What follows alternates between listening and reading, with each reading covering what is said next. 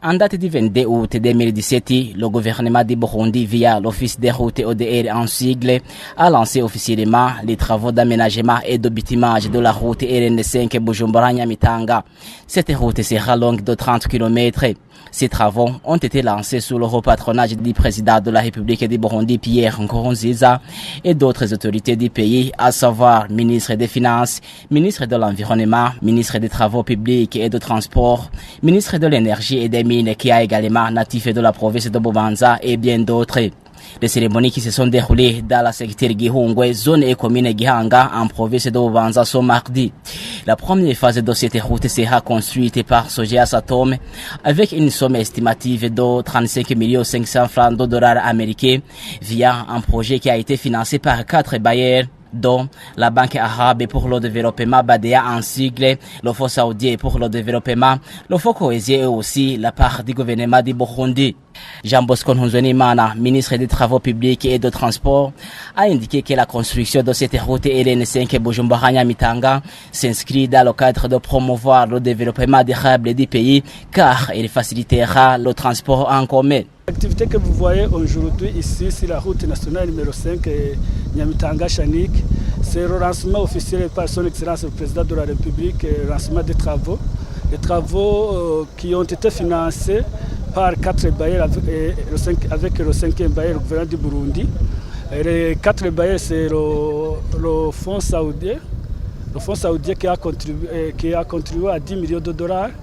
Et il y a aussi la BADEA, la Banque arabe pour le développement en Afrique, avec 10 millions de dollars. Et le Fonds cohésien pour 9 millions de dollars. Et le FID OPEP pour 8 millions de dollars, avec le gouvernement du Burundi qui a contribué à 1,5 million de dollars. Ce marché a été gagné par appel d'offres où l'entreprise Sogea Satom a été l'entreprise qui a présenté l'offre la mieux disante avec 46 milliards de francs burundais, plus de 46 milliards de francs burundais. Et les travaux vont durer 18 mois. Et il y a aussi un bureau d'études de MEG, un bureau d'études d'Égypte qui a gagné son marché de surveillance. Bien sûr, le gouvernement du Burundi bénéficiera beaucoup. Il y aura la facilitation du transport parce que cette route nous relie avec le corridor central, c'est-à-dire de Ruhwa jusqu'à Nyanzara, à Mabanda, à Mugina. Donc c'est une route multinationale où les Congolais, les Tanzaniens vont utiliser cette route, ce corridor pour des échanges commerciaux. De son côté, le directeur général de l'Office des routes, ingénieur Vessa Bayoubahe, a fait savoir que c'est un atout pour la population environnante car la route et le développement vont de pair. Bon, avant les promesses, on peut d'abord adresser nos vifs remerciements au Dieu Tout-Puissant, donner aussi nos vifs remerciements au gouvernement du Burundi qui a tout fait pour chercher des financements en vue de réaliser les travaux de la RN5, la phase de Nyamitanga à Bujumbura. Comme vous le savez, une infrastructure pareille, c'est une infrastructure qui est trop chère. C'est une infrastructure qui a aussi une incidence bénéfique au niveau de l'économie. Que ce soit ceux qui en vont emprunter le trafic, que ce soit les propriétaires des véhicules, que ce soit les riverains, que ce soit toute autre personne.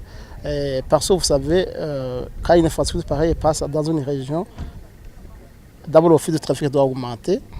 On aura beaucoup de visiteurs, que ce soit des étrangers venant du Rwanda ou du Congo, que ce soit des visiteurs locaux. Quelqu'un peut venir de Rwanda, peut venir de Muramvya pour venir visiter les autres thermales de Ruhwa. Et il va emprunter cette route qui sera bientôt meilleure. Aussi, une infrastructure pareille, c'est aussi un bijou. C'est un bijou pour le pays parce que esthétiquement c'est bon. Alors quand esthétiquement c'est bon, on doit prendre toutes les dispositions pour que ce bijou soit toujours maintenu en très bon état. Mais le maintenir en bon état, c'est planter d'abord des arbres d'alignement qui font objet de protection de l'environnement. C'est aussi de faire des curages dans des caniveaux au moment des pluies diluviennes. C'est aussi peut-être à notre niveau, via le Fonds routier national qui est notre bail local, de faire un entretien régulier et permanent pour s'il y a des points de nid de poulet qui apparaissent, s'il y a quelque chose qui ne va pas. C'est pour cela que le fonds est là. Sinon, d'une manière générale, la population doit prendre au sérieux parce que c'est un bien commun. c'est le gouvernement contacté en crédit dans les pays arabes, c'est nous tous qui allons payer. Ça veut dire que ce bien nous appartient. Et les gens de Chibitoke doivent finalement tout au pays en général, c'est un bien public. Notre appartient à tout le monde. Ça veut dire qu'ils doivent veiller à quiconque qui pourra peut-être porter atteinte à la destruction, que ce soit, il y a des gens qui peuvent creuser transversalement pour y faire passer des tuyaux d'alimentation à l'eau, ou la régie des eaux peut s'utiliser pour alimentation électrique.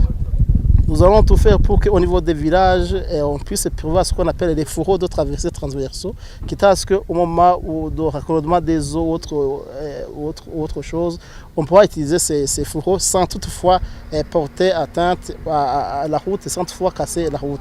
C'est ça que je peux faire comme appel vibrant à toute la population et aux usagers de la route. Signalons que cette route sera constituée de devoirs communément appelés autoroutes et son délai d'exécution s'estime de 18 mois.